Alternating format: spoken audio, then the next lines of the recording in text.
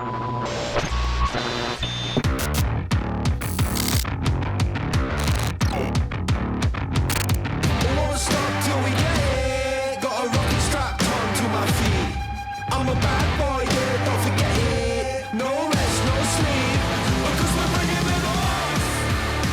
and welcome to Interactive Distractions, episode number 467.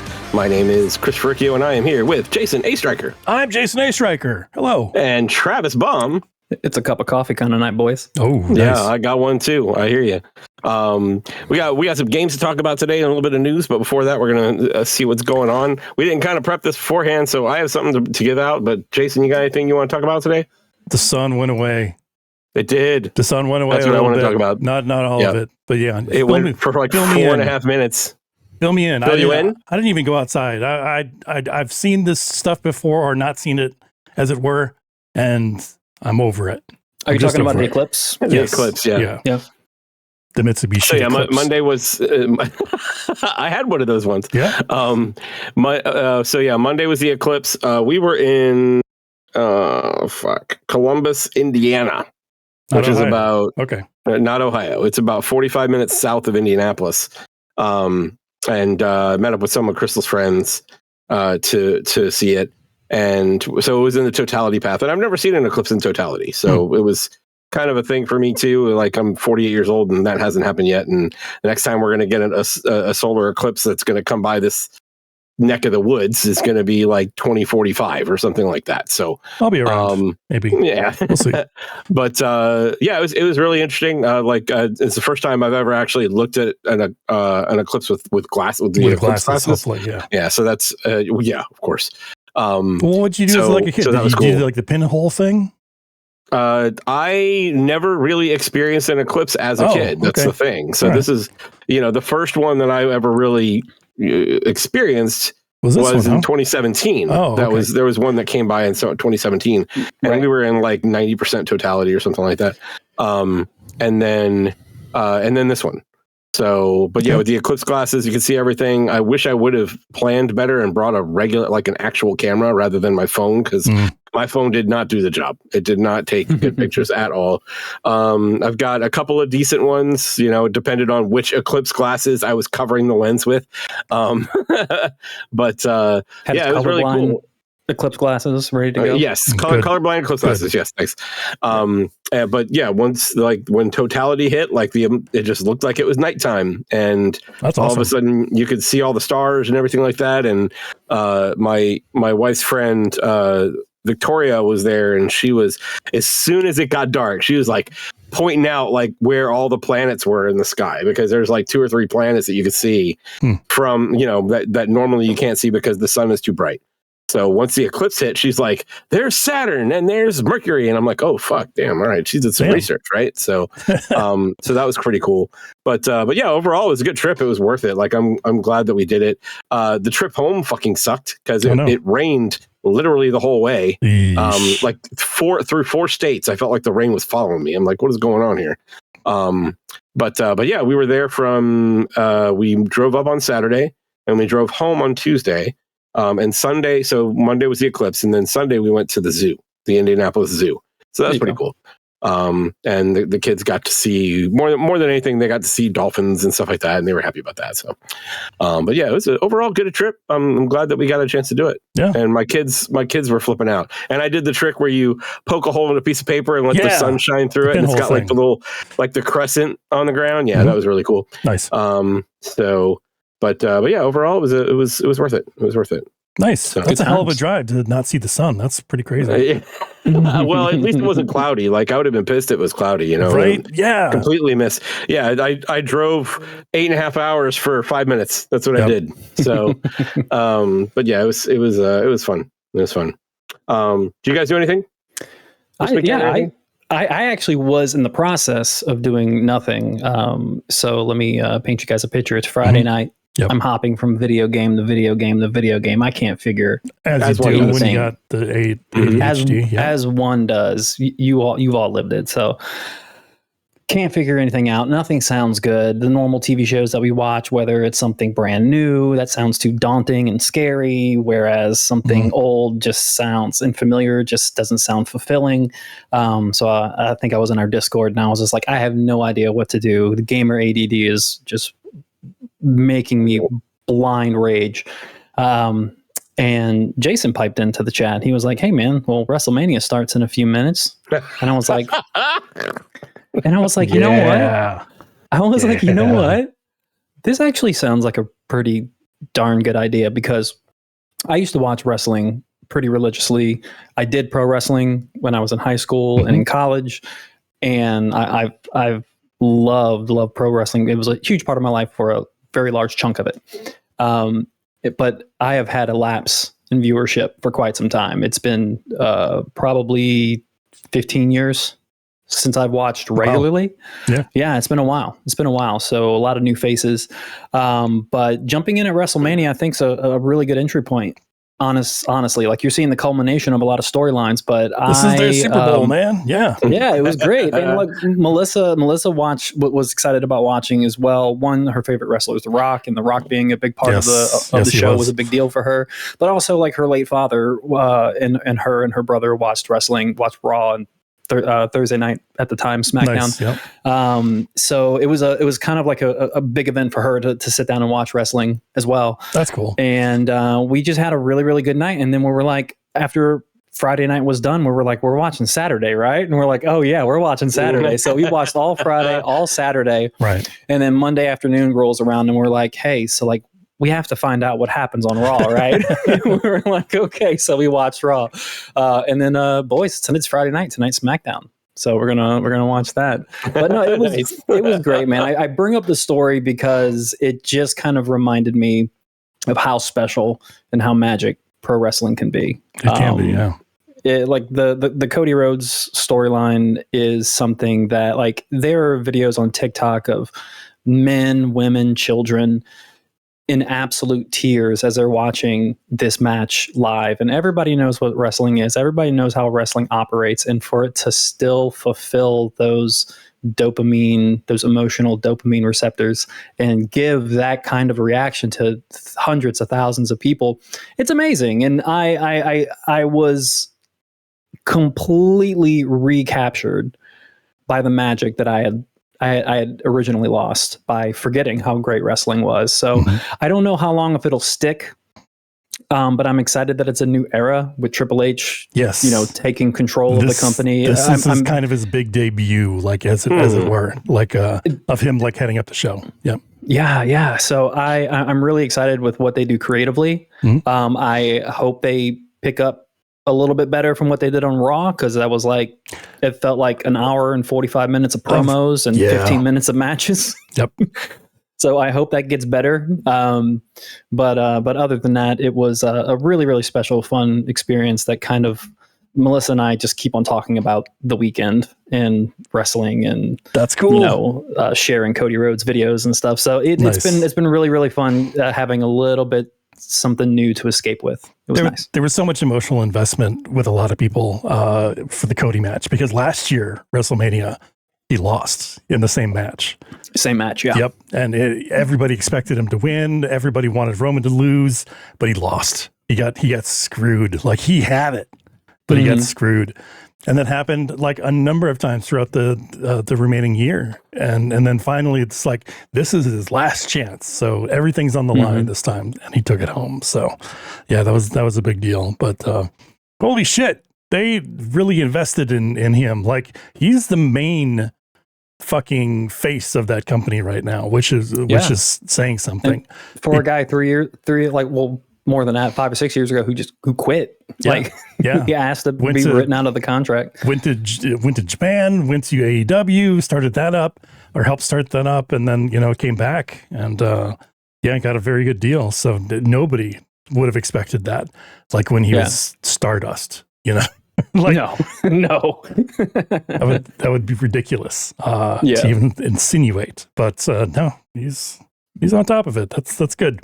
But mark my words. Mark my words, these fickle fans are going to turn on Cody Rhodes someday, and it may not be like today or tomorrow or next week, but it'll be soon. I agree. And they're going to be booing the shit out of him because that's what happened in AEW as well. They just got fucking sick of his shtick. So we'll see how long the WWE universe can take it. We'll see. All right. Well, anything else, boys, before we go games? I don't know. That was a good conversation about wrestling. I feel very out of place. I'm like, maybe I need to start watching again. I haven't watched wrestling since I was a fucking kid, man. It's good. I was like, it's really good. Honestly, since I lived in Florida, like when I was 11, 12 years old, that's when I watched wrestling. Like fucking Hulk Hogan, Ultimate Warrior. Was it the Road Warriors? There were the Road tag Warriors. Team? Yeah. Yep. So that was the group that I was watching. Boys, yeah. Good stuff. All right. Well, what are we playing? Travis, why don't you go first, man? What's up? Yeah. Again, like I said, the gamer ADD is real. So I'm playing probably 8 different games right now. That's it? Not really. Amateur? Not really. You better pump those rookie ass numbers up, boy. Rookie numbers. So probably the biggest game that's noteworthy is Immortals of Avalon. Oh, yes. Which is that first-person shooter. It's that first-person shooter magic user type game. Look, it's. I think I've put in about 4 or 5 hours. Not that much. Maybe like 3. And I'm just going to echo what Jeff said, because you can feel it from the very, very beginning all the way through your playthrough. This game is like a solid 7 out of 10. And I say that pretty positively. Like, it is a solid 7 out of 10. For a game that's available right now on PlayStation Plus, you can just download it and play it. It's a killer deal. Yeah, it adds so much. It adds total value to that game. If pretty valuable. Yeah, I like it. Yeah, if you're on the fence about something, that game was sitting at like $50 or $60, and I think that's pretty difficult for not to say anything about the dev, but a AAA title by a first time small indie dev. Yeah, new IP too. So like new IP. Not many people are going to jump and spend $70 on that. But I think it is a very, very, very good game. It's smooth, runs so far. I haven't run into any issues yet, but it feels good to play a game and say it runs at a pretty solid 60. I haven't had any issues. I expect issues because the effects from the magic are so fantastical and loud and all over the place. They just like spread all over the battlefield, and it's a really beautiful game to watch in motion. But yeah, I wouldn't be surprised if I saw some frame rate dips down the line as things got more intense. But being a story fanatic and a kind of a graphics hoe, I think this game is actually kind of beautiful. I like the world that they built in. The art style is really nice. Jack, the main character, who's spelled JAK. Yeah. So you can shudder your deuce chills right there. He is Jeff. When Jeff was talking about it originally, he was kind of preparing me for one of the douchiest main characters. But like, I don't think he's I think he's actually pretty relatable, to be honest with you. Like, I think that the game doesn't do a great job in the writing department of making serious things have weight, and chew on things. Initially in the very beginning, like his whole pseudo family his dies. His whole life is gone, and he's like, "All right, I'll go join the army." And it's like, whoa! You have to like chew on your entire life crumbling in front of your eyes. Yeah. So I don't think the issue is with the character. I think it's just with the writing. They were just hurrying to get to a certain spot. But visually, the game is gorgeous. The facial motion capture is kind of next level, to be honest. Gina Torres is in this. Yeah, she's great. And she's captured very, very well. Exactly like her. Yeah. She's all straight up does. Yeah, nice. Yeah. All right. Yeah, that's cool. Which PS Plus is it on? Is it PS Plus or PS Plus Plus? Or it's Plus Plus, I think. It's whatever one you get the 3 free games. Oh, that's Essentials. That's per month. That's Essential. Yeah. Okay, yeah. I saw that we're getting Dave the Diver on PS Plus. Nice. next week. Yeah, that's one that I haven't gotten. Lots of Game of the Year talk on that one, and still haven't had a chance to play that. So that's good. Yeah, I'm pumped. I'm pumped to serve some sushi. But what else did I play? I've been hopping around like crazy. Like I thought I toyed around with messing with an Evil playthrough, my Dark Urge playthrough on Baldur's Gate. I deleted the game probably 30 minutes into it. There's like, there's no way this is going to be what I need right now. It's a hell of an investment. Yeah. Yeah, it is. It is. So I was jumping back and forth, playing some easy stuff like some Fall Guys, which if you guys ever want to play some Fall Guys, Dude, Fall Guys is awesome. Let's have a night, you know what? I tell you what, you know who's a fucking ringer at Fall Guys is Cray. Yeah. Crayman is a ringer. Like, he's like, oh yeah, I've gotten like 200,000 crowns or whatever that is. Like he wins nuts. Like every other time he plays it. So he's nuts. Yeah. Johnny as a boy isn't too bad either. Yeah. But speaking of, played a little more Helldivers 2 with Johnny as a boy and Double O Rican. Those are some longtime friends of the show, and had a good time with them. We played about three decent sized matches, shot some stuff, shot each other, had fun. That game's a lot of fun, man. It is. And actually, you haven't talked about Helldivers since you got it on the show, have you? No, I wasn't here. We played initially too, so yeah, it was good fun. Like, and you caught on pretty quick. Like, it was the gunplay. It takes a little getting used to because of the way that it like all the guns drift a little differently when you're moving. So they do a pretty good job with that. But yeah, it was good stuff that the three of us were doing. Well, I appreciate that, man. I appreciate that. I like to think of myself as an old hand at this video game thing. I played a few. But yeah, it's a fun game. Like, I think I need a lot more time with it because I'm still in that stage where like I hover, like when I'm playing and I'm by myself, my finger hovers over the X button as I'm like centered on the Helldivers app, and my thumb is just hovering over the X button. Like, come on, start the app, and I can't do it. Like, I just can't. Like, I'm still at that point where I don't feel confident enough just to jump in and play the game. I need the crutch of my friends right now. So honestly, that's the best way to play this game anyway. So I don't think that's necessarily. I can't imagine going solo. In with randos, I have not played with randos at all, and I can count the number of times I've played solo on one hand. Like, it's all about playing with your buddies, and it's a load of fun. Everyone is playing it. Like, there's so many people that have gotten it. So, like you said, Johnny as a boy, Double Rican. Like, Johnny as a boy was one of the first people that I played with. It was like me and Slugga and him. And we're running around as level 1s, and he dropped like a level 11 fucking heavy cannon for us, and we're all running around with fucking heavy cannons. It was great, and that's really what it was all about. So, just fuck, we'll play, man. Just let us know when. Yep. Okay. That's good.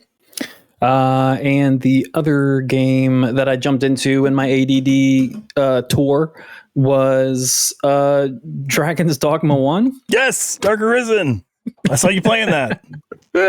I may have fired that up as well. Dragons? There you go. Really? Yes. Shit. Oh man. Okay, I'll back off. Go ahead. Okay. No.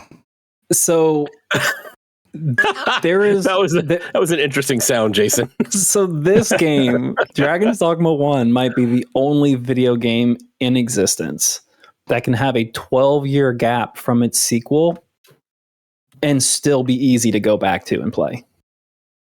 I'm actually enjoying myself, like, playing Dragon's Dogma 1. Like, you can that definitely see. Time. Yeah. You can give it a go for about 2 or 3 hours.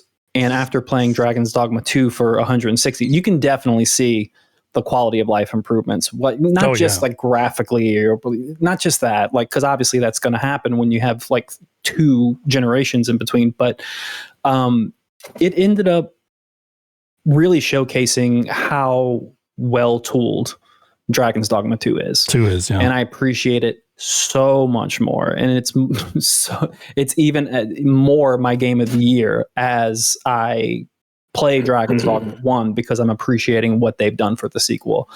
But yeah, it's Dragon's Dogma 1. It's everything that's in Dragon's Dogma 2, just a 12 years older.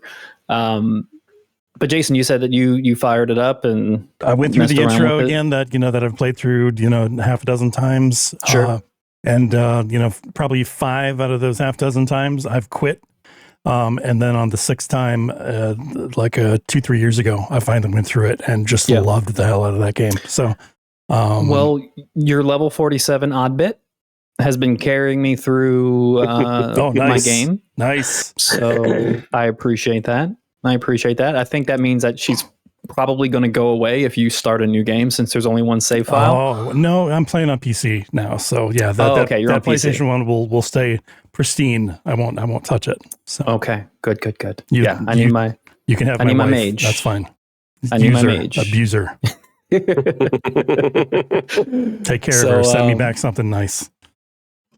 I was going to send you back a dress, but she was already wearing one. Oh, so, yeah. I had people looking out for me when I played through that game, so I got a lot of cool shit, for real. Yeah, very cool.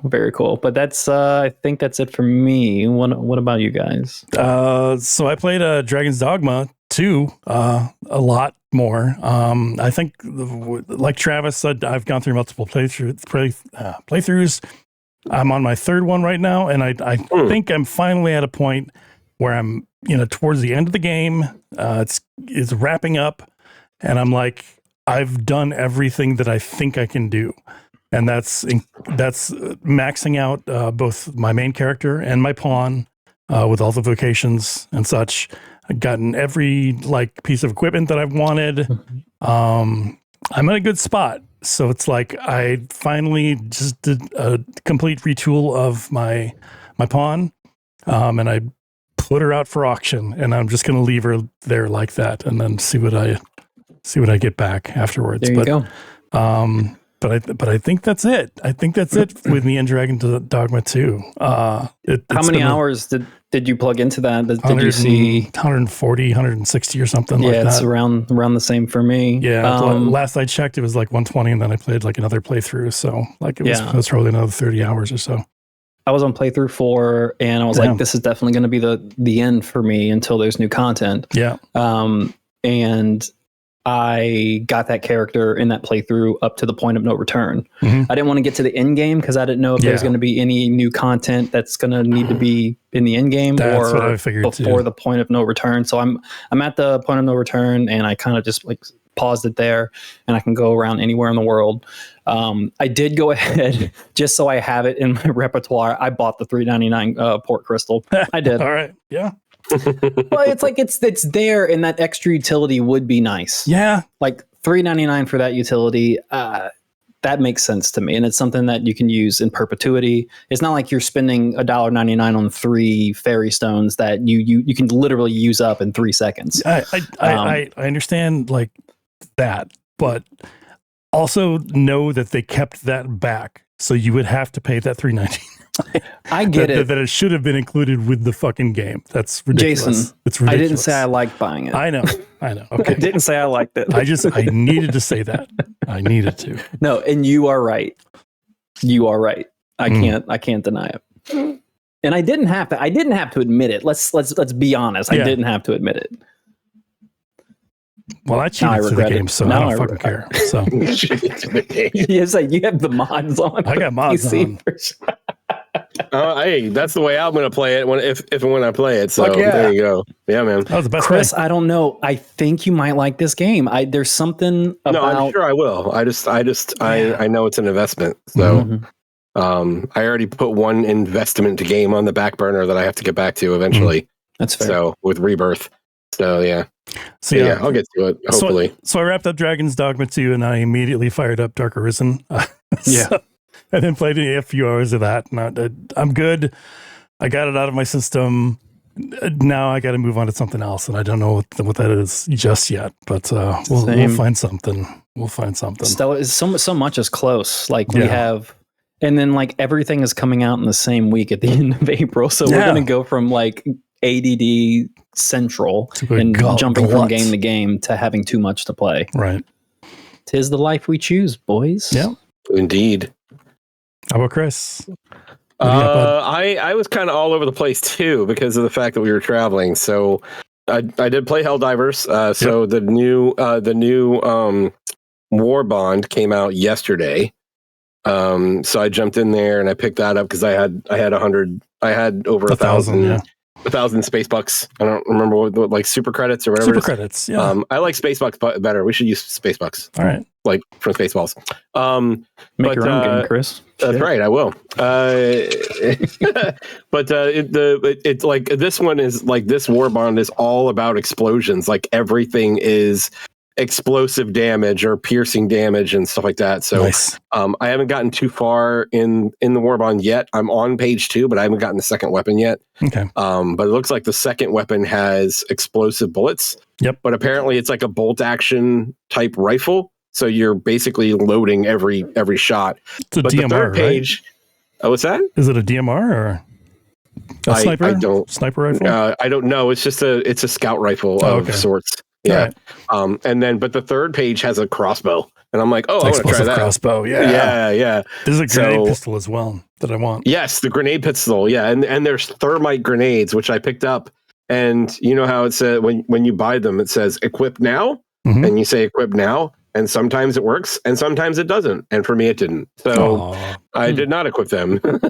I was having a lot of connection issues yesterday. I had some crazy ass spotty internet bullshit. So I actually got disconnected from 2 games that I was playing with some people. Bummer. But outside of that, like on the trip, kind of dug into several things on my Switch and my Steam Deck. For Switch, I played around with a few games. I played around with Azure Striker Gunvolt 3. Yeah. Okay. 3, which is it's a cool little action game. Like I've never played any of the Azure Striker Gunvolt games, but you're very Mega Man-y. Yeah, quite. And you know the main character has these cards that she can throw out, and it basically weakens the enemy and comes up and she can slash on him and basically kill him one shot. And then there's another character you like fight a dragon and he joins you. And but it was fun. I'm not going to go too far into it because I didn't really play a whole lot of it, but it was good stuff. I played Valis. I don't know if you guys are familiar with Valis, but Valis is like an old Valis like 3 side-scrolling. I played Valis 1, dude. Whoa. Valis 1. Wow. It's really good. Old side-scrolling action game from the TurboGrafx days. And they released a Valis collection, and me being I'm addicted to limited run, guys. I have a problem. I need help. So I got both of these games I actually got from limited run. But so that was fun. I played through a couple of stages of that and then moved on to the original Final Fantasy. So I played that for a little while. Whoa. And then I broke out the Steam Deck a bit. The Steam Deck is I'm sorry, Metroidvanias are awesome on Steam Deck. Just going to say it that way. Okay? They are absolutely great. But there was one that I played around with a little bit called Atora. And it's like a female protagonist that has essentially a sentient axe or that she runs around with.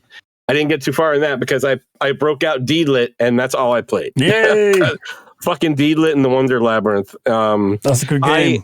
So when the demo came out for that, and this game came out in the demo came out in like 2020 or something. I loved that fucking demo, and I was on board, ready to go. The game came out, got it day one, played through all the stuff that I did in the demo, got a little bit further into it, and that just fell off. I don't know what happened. But jumped into it again while we were on vacation.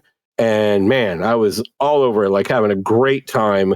The element switch between the wind and the fire attacks is great. I love some of the special moves that she gets, especially the fact that she can kind of hover when she's in wind mode. Yep. Getting a lot of cool weapons. I think I found the Vorpal blade of this game, like for Symphony of the Night fans. There's like the Vorpal blade and the Chrysogrim, which is like the Chrysogrim is like the best weapon in the game, but both of them you can run and attack and just you don't lose any momentum, right? So there's a boomerang and the boomerang goes out and comes back, but you can throw it while you're running, and it's kind of broken.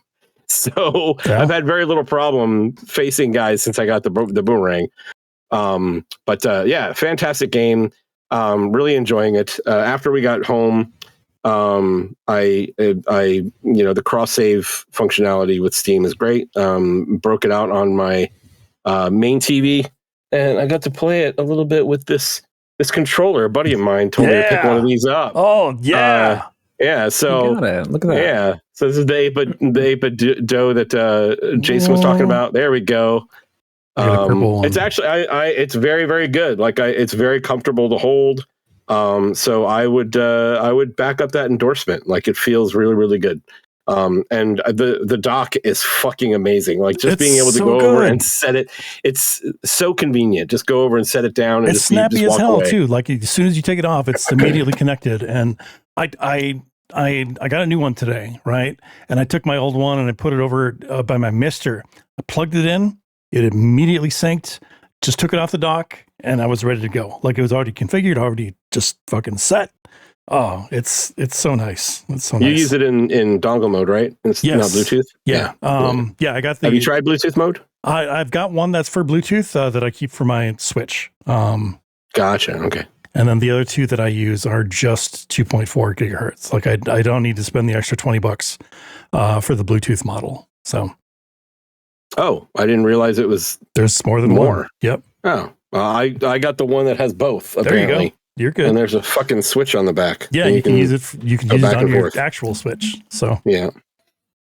If you so desire. It's really good.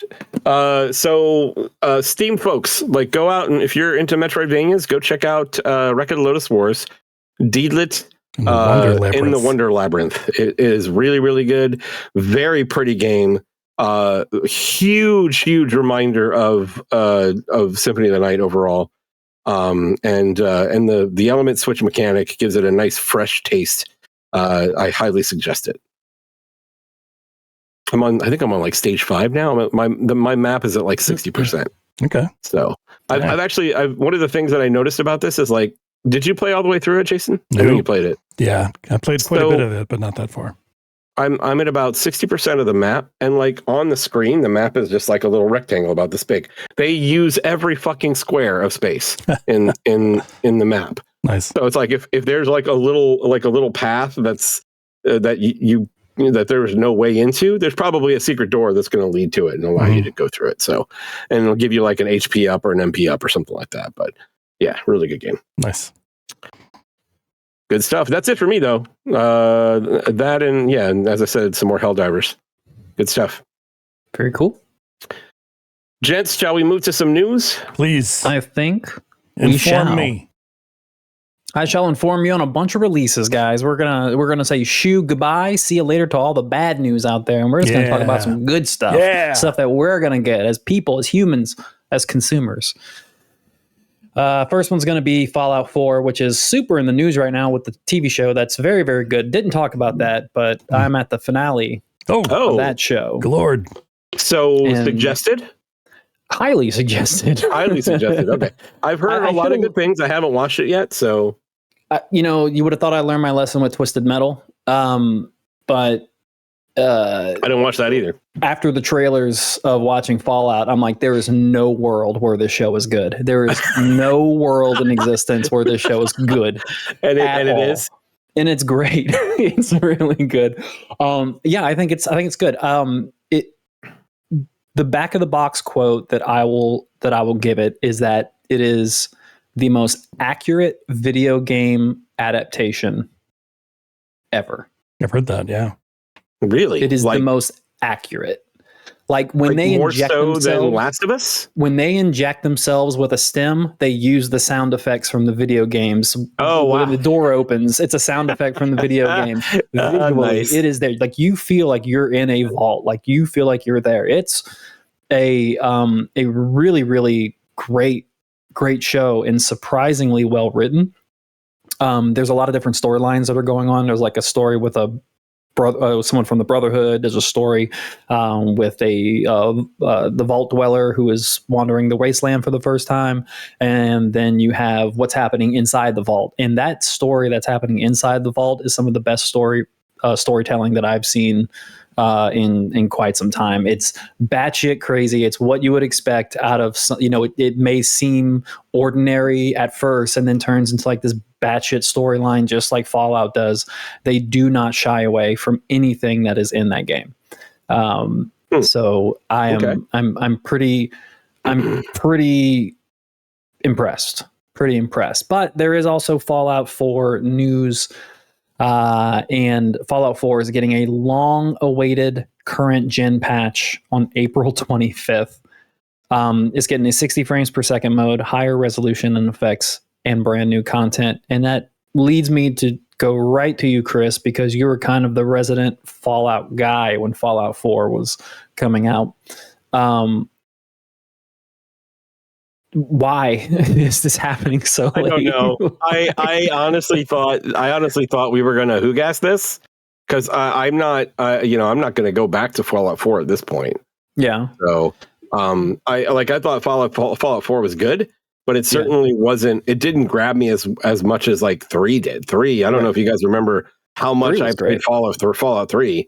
Yeah. But I went and got like all the DLC. I got every achievement point you could possibly get in that game on 360. Dang. Wow. And yeah, I just haven't really felt that since then. And Fallout 4 certainly did it more than like Fallout 76, which was a disappointment at launch for me. I know it's better now, but yeah, I don't know why this is happening now, especially with the like Bethesda being in. Like, is this going to be hitting PlayStation as well? Like, is this like it's in Microsoft's camp now, right? I'm sure the patch will be for all platforms. I would think so too. Like, I just don't I don't understand the reasoning behind it. It's like I don't know. I guess there are people asking for it if it's long awaited with air quotes, like but I played through Fallout 4. I very much enjoyed it. But it's not something I'm going back to just because they're releasing a current gen patch on it. Yeah. So probably not at launch, but I'll jump into it eventually and see and check out the improvements myself. I need to go back and get a second opinion on Fallout 4 because I was kind of after playing it, I was somewhere in the middle of it was okay.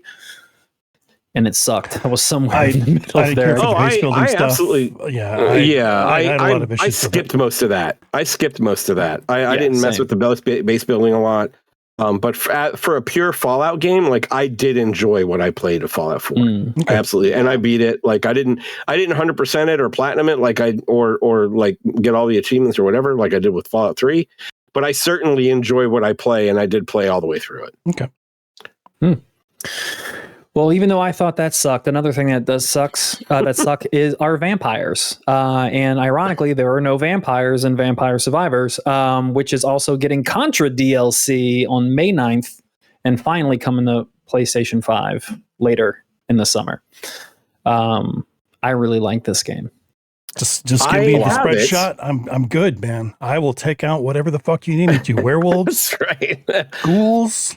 I have this game and have not played it yet. So whoa, I am a bad person.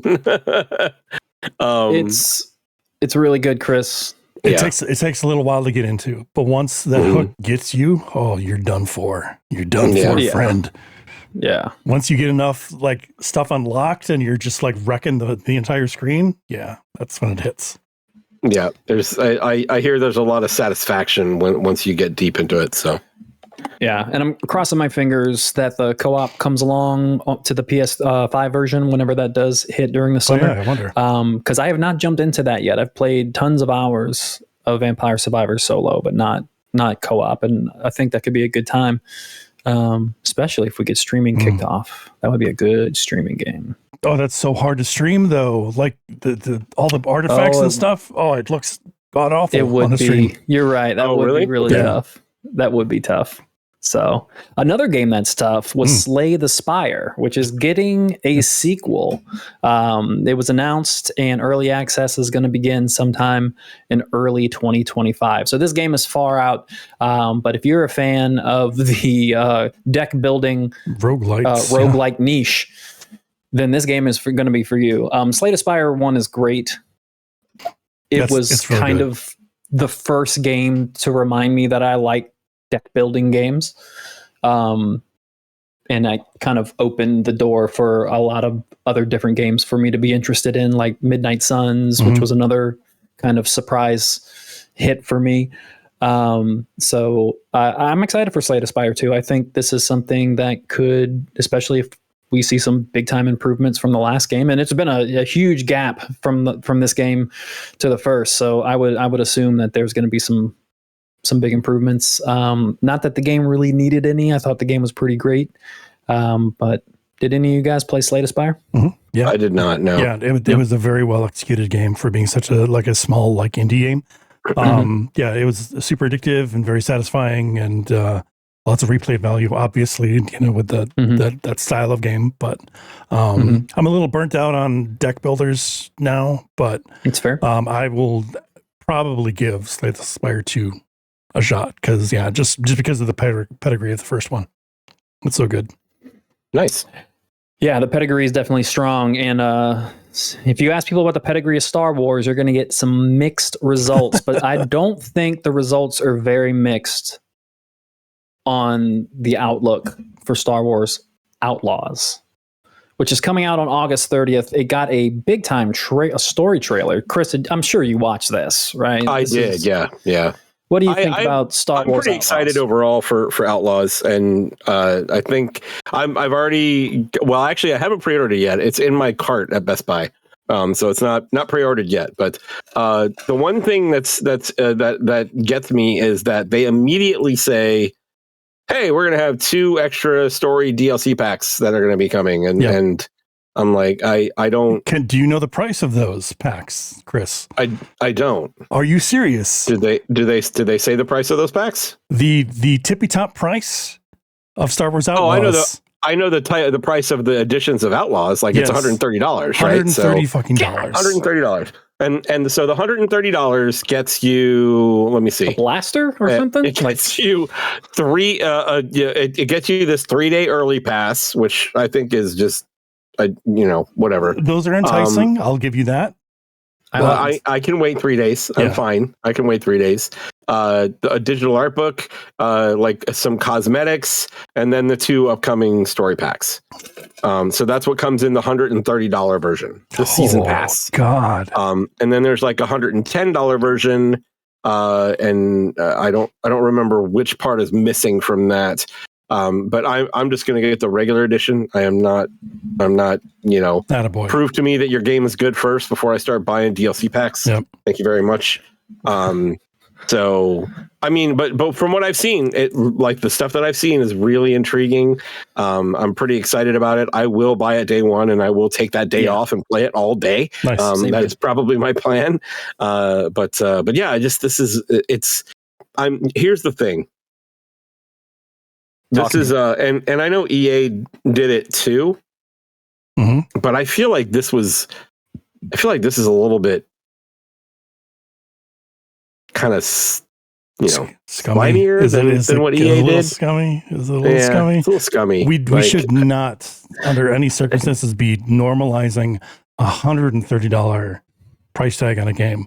Much less $100. Is that a digital purchase? Yeah, that's a digital only purchase. Yeah. Yes. So, here's the gold one. So gold is $110. So the game is $70, right?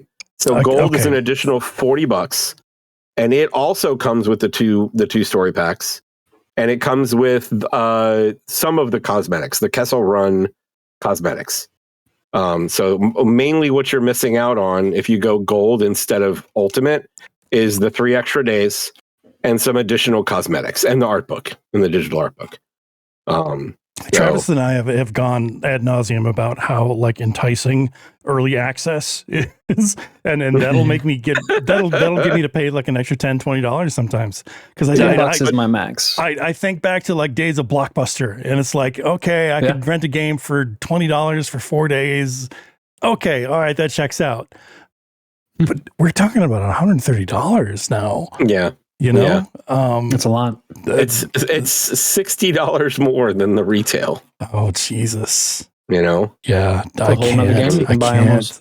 I'm very curious to see what their pricing will be on the DLC packs when they come out. Sure. But that's part of the thing. That's part of the reason that I would be hesitant to jump into like the gold and especially the ultimate is because I don't know what their pricing looks like. Their pricing could be $10 each. Then I feel like I wasted my money. Well, yeah.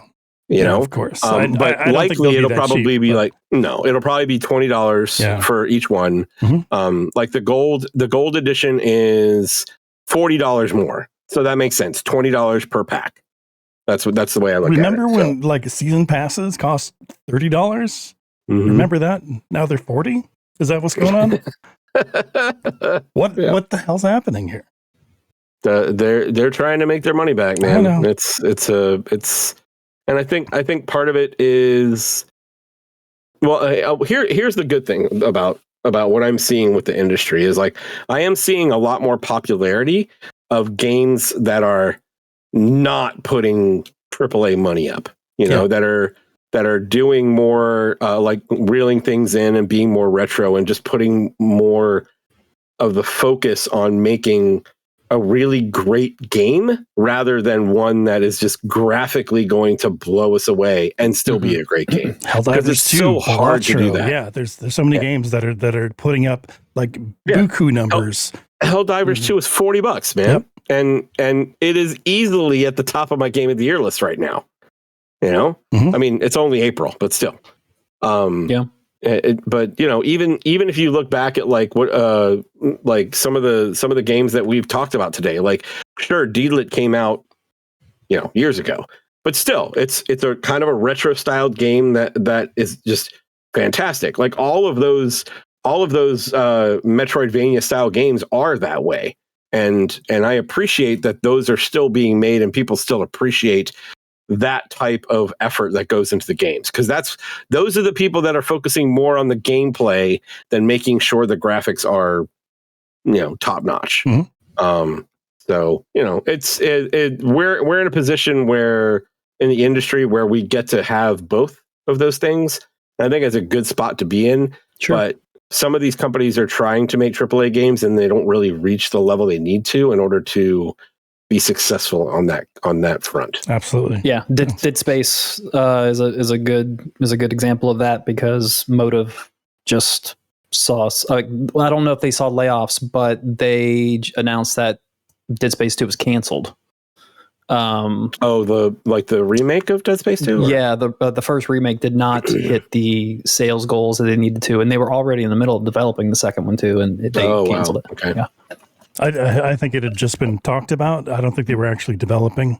They were not developing? Okay. They were not Hopefully, developing. No. I would hope not, because that would be... It was brought up whether or not they want to or not, and apparently in those talks, it was shot down. Because potentially that the first game didn't meet sales goals. But yeah, that's...